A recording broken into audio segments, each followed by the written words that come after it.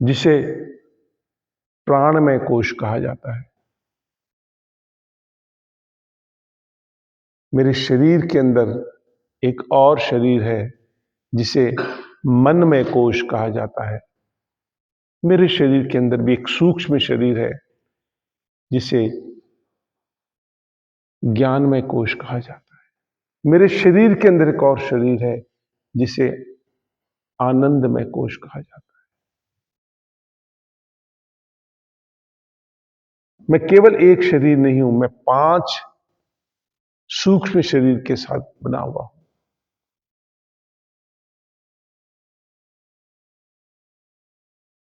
मेरा जो स्थूल शरीर है उसके अंदर चारों नहीं, उन चारों के अंदर मेरा स्थूल शरीर होता है।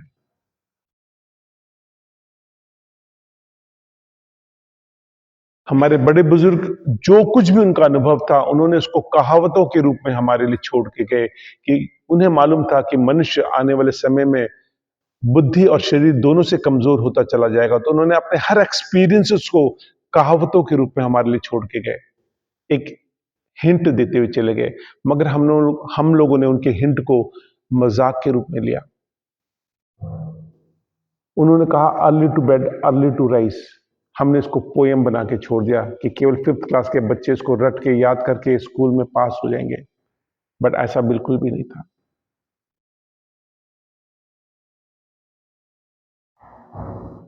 सुबह का जो समय होता है वो ब्रह्म मुहूर्त का समय कहलाता है। उस समय सृष्टि की, कॉस्मोस की सारी एनर्जीज अवेलेबल होती हैं आपको एक्टिव करने के लिए। आपके शरीर के अंदर, आपके आत्मा के अंदर, आपके मन के अंदर जो कुछ भी बैलेंस डिस्टर्ब हो गया है उसे व्यवस्थित करने के लिए, उसको ठीक करने के लिए। मगर दुर्भाग्यवश हमें यही नहीं मालूम कि सुबह होती कब है। हम 6 बजे, 7 बजे, 8 बजे, 10 बजे जब नींद खुलती है हम उसको ही सुबह समझते हैं और कहलाते हैं। जिस स्थान पे भी हैं आप, उस स्थान पे जिस समय सूर्य उदय होता है उससे 96 मिनट पहले, 96 मिनट पहले के समय को ब्रह्म मुहूर्त कहा जाता है। वो समय जब ट्रैफिक बहुत कम होती है, दैट मीन्स जिस तरह मैं इंटरनेट रात को और अधिक अच्छी तरह से चलाता हूं क्योंकि उस टाइम बहुत कम लोग यूज करने वाले होते हैं। जैसे मुझे अगर यहां पे दिल्ली निकलना हो तो सुबह सुबह निकलूंगा क्योंकि ट्रैफिक कम होती है, वैसे ही सुबह सुबह ब्रह्म मुहूर्त के समय में मैक्सिमम लोग अपने घर के अंदर सो रहे होते हैं। उस प्रकृति की, उस ईश्वर की अनुकंपा, जो आशीर्वाद है वो प्रचुर मात्रा में अवेलेबल होता है। जो उस प्रकृति में अवेलेबल होता है उसको सब कुछ मिलता है।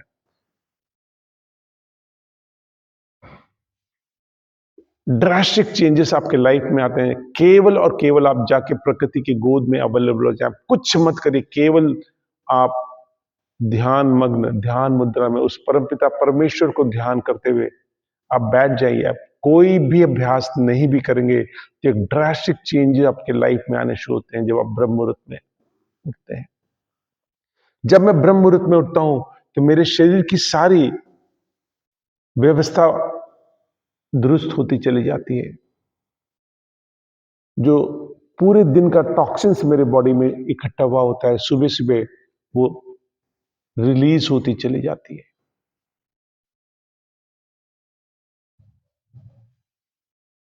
पूरी सृष्टि में सूर्य उदय के साथ जीवन चलना शुरू होता है और सूर्य अस्त के साथ साथ जीवन ढलना शुरू हो जाता है।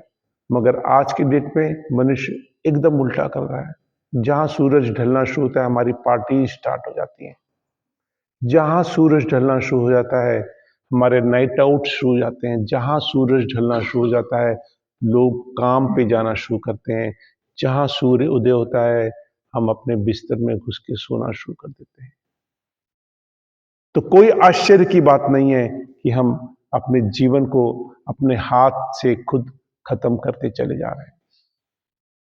आइए प्रकृति से दोस्ती करें, अपने बच्चों में, अपने परिवार में इस प्रकृति के नियम को वापस लाना शुरू करिए।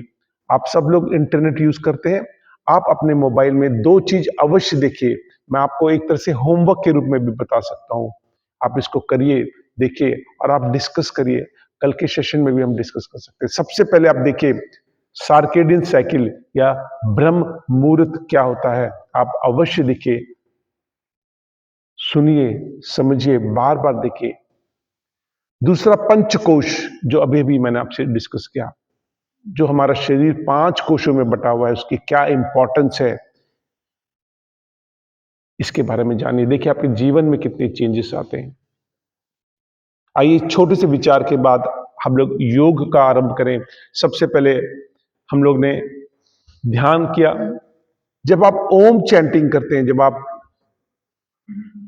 ज्ञान मुद्रा में बैठ के अपने भौं के अंदर, भौं के बीच में आज्ञा चक्र में देखते हैं और ओम चैंटिंग करते हैं, ब्रीथ को होल्ड करके, तो इसका फायदे क्या है? जब ये सृष्टि बनी थी, जो पहला चीज हुआ था वो था साउंड, एक वाइब्रेशन, एक ध्वनि। जब हम ओम चैंटिंग करते हैं, हम उस ध्वनि के साथ अपने आप को सिंक्रोनाइज करते हैं, अपने आप को जोड़ते हैं। योग का मतलब ही है प्रकृति से जोड़ना। योग का मतलब ही अपने आप को इस सृष्टि से जोड़ना। योग का मतलब ही अपने आप से जोड़ना। योग का मतलब उस परम पिता परमेश्वर से अपने आप को जोड़ना। तो जब आप ओम चैंटिंग करते हैं, उस प्रकृति से, उस सृष्टि से, उस ब्रह्मांड से अब आप जुड़ते चले जाते हैं। जब आप ओम चैंटिंग करते हैं, आपके शरीर में एक नर्व है जिसे वेगस नर्व कहा जाता है, जो सबसे लंबी नर्व कहलाती है, जो आपके सर के टिप से लेके आपके स्पाइन के टिप तक हर एक ऑर्गन को टच करती है, उसको एक्टिव रखने के लिए रिस्पॉन्सिबल होती है। वो जो मंद पड़ती चली गई मेरे गलत आहार विहार व्यवहार के कारण, वो एक्टिव होती चली जाती है। उस वेगस नर्व को जब मैं ब्रीथ होल्ड करके ओम चैंटिंग करता हूं, वो एक्टिव होनी शुरू हो जाती है। जब मैं इस तरह घर्षण करता हूं अपने चीक्स पे, अपने गाल पे, वो पहला पॉइंट है जहां पे अपने वेगस नर्व को मैं एक्टिव करता हूं। अपने फिंगर्स को लीजिए इस तरह और अपने कान के पीछे लगाइए और इस तरह इसको रोटेट करिए। राइट? सुबह सुबह उठते हैं, आप अपने इस तरह फिंगर से कान को आप एक एक्यूप्रेशर मसाज कर रहे हैं। आपके बीच में कान के क्लॉकवाइज एंटी क्लॉकवाइज दोनों कर सकते हैं। फिंगर से केवल ऐसे ऐसे घर्षण करिए। जिन्हें भी माइग्रेन की प्रॉब्लम है, जिन्हें भी डिप्रेशन की प्रॉब्लम है, हर टाइम जिन्हें एक अजीब सा दर्द होता है पूरे शरीर में, जिन्हें मॉर्निंग सिकनेस की प्रॉब्लम है, क्रैम्प्स होते हैं, आप इस तरह घर्षण करें। आप देखिए आपकी स्थिति धीरे धीरे आपके नियंत्रण में आती चली जाती है। जैसे मैंने कहा, ईश्वर ने हमारे शरीर को बहुत ही साइंटिफिक बनाया है। हमारे शरीर में हमारा कान, हमारे दोनों हथेली और दोनों पैर, इसमें पूरे शरीर के एक्यूप्रेशर पॉइंट है। ये जो आपका कान है, ये एक अल्ट्रासाउंड है। जब आप अपने माँ के गर्भ में होते थे, ये आपका शेप था। ये आपका ब्रेन पोर्शन है। आप यहां बैठे बैठे केवल इसको अगर ऐसे बैठे बैठे से प्रेस करते हैं, आपका ब्रेन एक्टिव होता चला जाता है। आपको स्पाइन से रिलेटेड कोई भी इश्यूज है, ये आपका उभरा हुआ पोर्शन स्पाइन है। आप बैठे बैठे जैसे बस केवल इसको प्रेशर करते चले जाइए। आप अपने स्पाइन को मसाज कर रहे हैं। आप प्रेशर यहां पे देंगे, असर आपके स्पाइन पे होता चला जाता है, आपके सर्वाइकल से लेके आपके स्पाइन के टिप तक। ये जो उभरा हुआ पोर्शन है, ये आपके अन्य शरीर का पार्ट है। जितना भी आपका नेक से लेके आपकी कमर तक, ये उभरा हुआ पोर्शन, जिन्हें भी किडनी की प्रॉब्लम है, लिवर की प्रॉब्लम है, ब्रीदिंग डिसऑर्डर्स हैं, आप यहां पे इसको बैठे बैठे केवल प्रेस करते रहिए। आपको नहीं पता कि कौन सा पॉइंट दबाना है, कोई दिक्कत नहीं। आप पूरे कान पे इस तरह हल्का हल्का बैठ के कितना, केवल 5 मिनट सुबह, 5 मिनट दोपहर, 5 मिनट शाम कर लीजिए। ये जो 10 से 15 मिनट आप अपने जीवन में देना शुरू करेंगे, आप समझ भी नहीं सकते कि कितने चेंजेस आपके लाइफ में आते चले जाएंगे। आइए योग का प्रारंभ करें। सबसे पहले प्राणायाम से। प्राणायाम 2 शब्दों से बना है, प्राण और आयाम। प्राण वो शक्ति है, वो ऊर्जा है, वो एनर्जी है जो हमारे शरीर के अंदर जब अवेलेबल होती है तो हम जीवित होते हैं। वो ऊर्जा जब हमारे शरीर से निकल जाती है तो हम मृत कहलाते हैं। उस प्राण को भी आयाम यानी कि एक्सरसाइज की जरूरत होती है। हम रोजमर्रा के अपने जीवन में उस प्राण का ही इस्तेमाल करते हैं अपने सारी गतिविधियों को चलाने के लिए। जैसे मेरे पास मोबाइल है और उसके अंदर बैटरी है, बैटरी को अगर आप मान लें कि वो प्राण है, तो बैटरी भी धीरे धीरे डिस्चार्ज होती चली जाती है। ये हमारा प्रथम कर्तव्य है कि सुबह सुबह उठते हैं, हम उस प्राण को एक्सरसाइज करके, उसका अभ्यास करके उसको वापस एक्टिव करें, एनर्जाइज करें। और ये मात्र योग द्वारा संभव है। उस प्राणायाम को हम ब्रीदिंग एक्सरसाइज भी कहते हैं और उसका सबसे पहला चरण है आपका अनुलोम विलोम। अनुलोम विलोम वो अभ्यास है जिससे आप अपने श्वासों की गतिविधि, श्वासों की प्रकृति दोनों को अपने स्थिति के हिसाब से नियंत्रित करते हैं। सुबह सुबह जब आप उठते हैं, अपने दोनों नाक के आगे फिंगर्स लगाएं और अनुभव करें कि किस नासिका से अधिक वायु आ रही है। जिस नासिका से अधिक वायु आती है, आपके शरीर की प्रकृति ही वैसी होती है। जैसे मेरा राइट नॉस्ट्रिल्स जो सूर्य को रिप्रेजेंट करता है, गर्माहट को रिप्रेजेंट करता है, सूर्य नाड़ी कहते हैं। हमारा जो लेफ्ट नॉस्ट्रिल्स है वो चंद्रमा को रिप्रेजेंट करता है, शीतलता को रिप्रेजेंट करता है, चंद्र नाड़ी कहलाती है।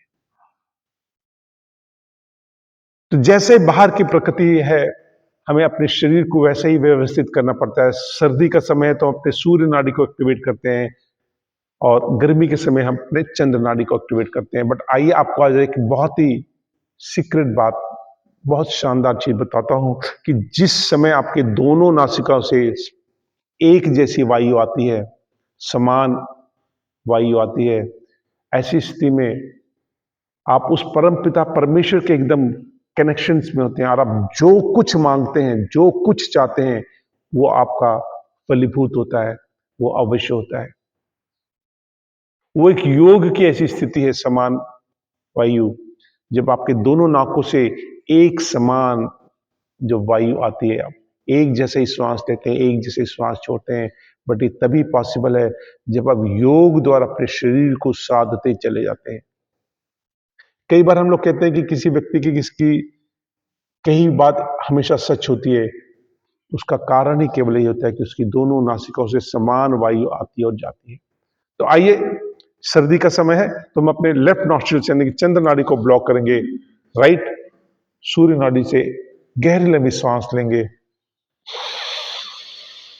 कुछ पल के लिए ठहरेंगे जिसे कुंभक कहते हैं, और राइट को ब्लॉक करके लेफ्ट से गहरी लंबी सांस छोड़ेंगे, कुछ पल के लिए उसको होल्ड करेंगे जिसे रेचक कहते हैं। फिर लेफ्ट से गहरी लंबी सांस लेंगे कुंभक, और लेफ्ट से गहरी लंबी सांस, राइट से गहरी लंबी सांस छोड़ेंगे रेचक। ये एक चक्र हुआ। आइए ऐसे 10 चक्र का अभ्यास करें।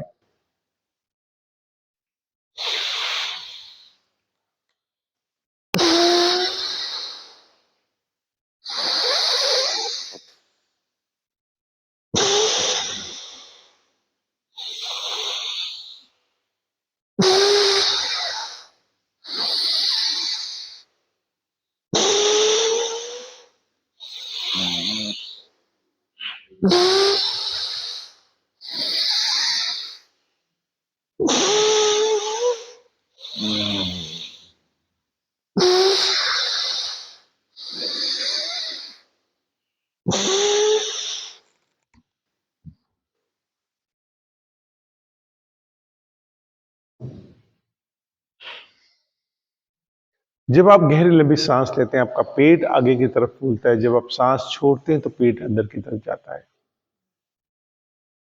डीप बेली ब्रीदिंग कहा गया है। आप डीप बेली ब्रीदिंग के साथ साथ में ब्रेथ विटनेसिंग भी करते चले जाइए कि जो श्वास मैं ले रहा हूं, मैं देख सकता हूं वो श्वास मेरे शरीर के अंदर जा रही है, वो श्वास मेरे शरीर को शुद्ध करती चली जा रही है।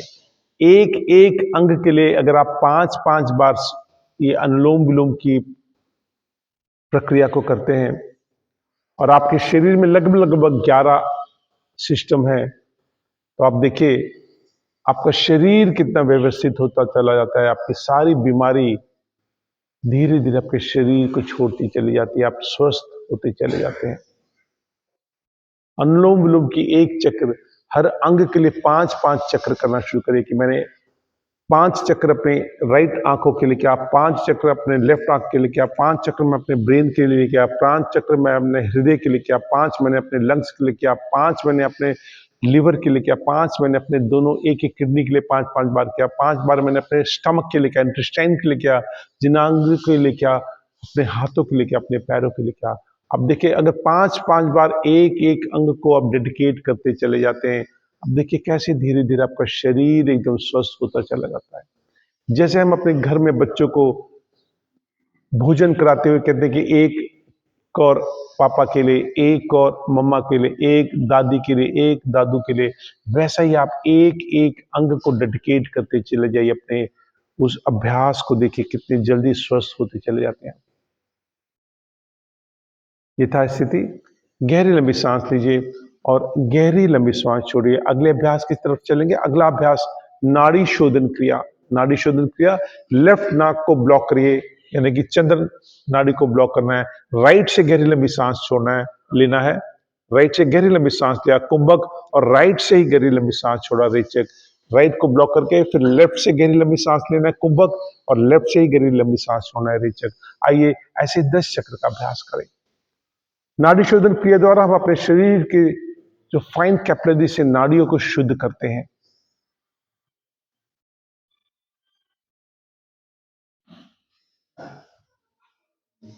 आप अपने अपने मोबाइल को साइलेंट मोड में अवश्य डाला करिए, क्योंकि वो ना केवल आपको डिस्टर्ब करता है बट अन्य लोगों को भी डिस्टर्ब करता है।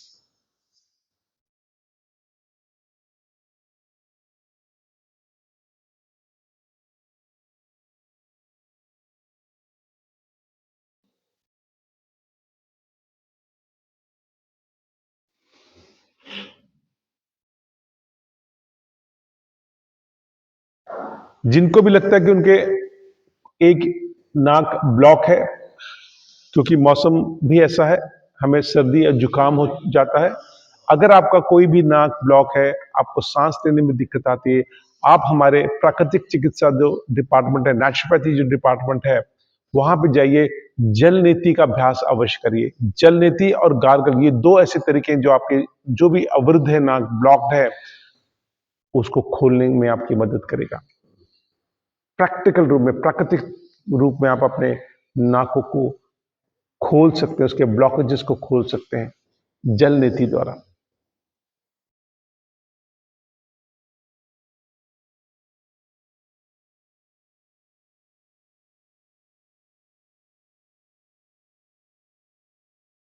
यथास्थिति गहरी लंबी सांस लीजिए और गहरी लंबी सांस छोड़िए। अगले अभ्यास की तरफ चलेंगे और अगला अभ्यास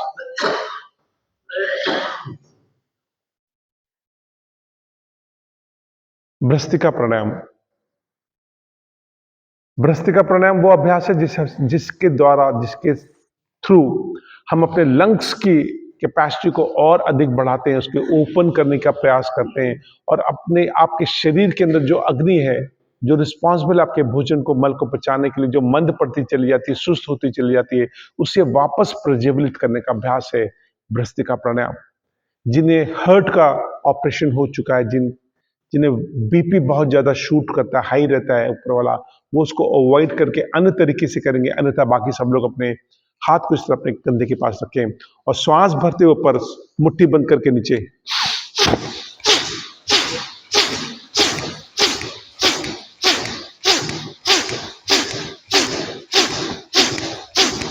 जिन्हें सर्वाइकल या शोल्डर की प्रॉब्लम है, उस तरह मुट्ठी बंद करके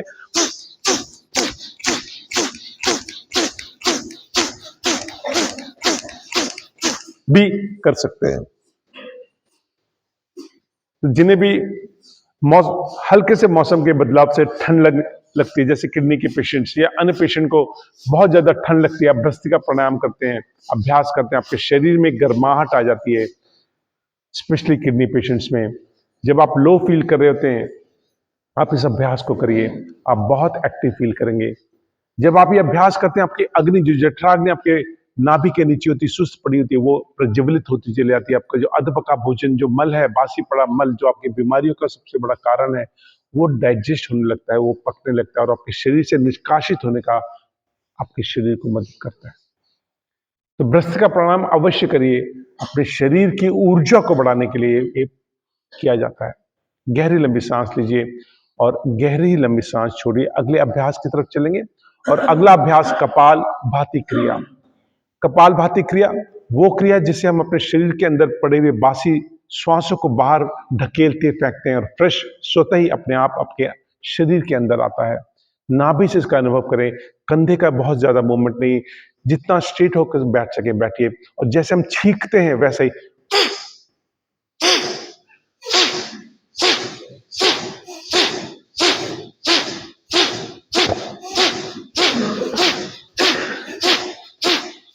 जिन्हें ऐसे करने में असुविधा है, जिनका अभ्यास नहीं, अपने हथेली को अपने नाभि पे रखे और अंदर की तरफ पुश करना है, ऊपर की तरफ नहीं।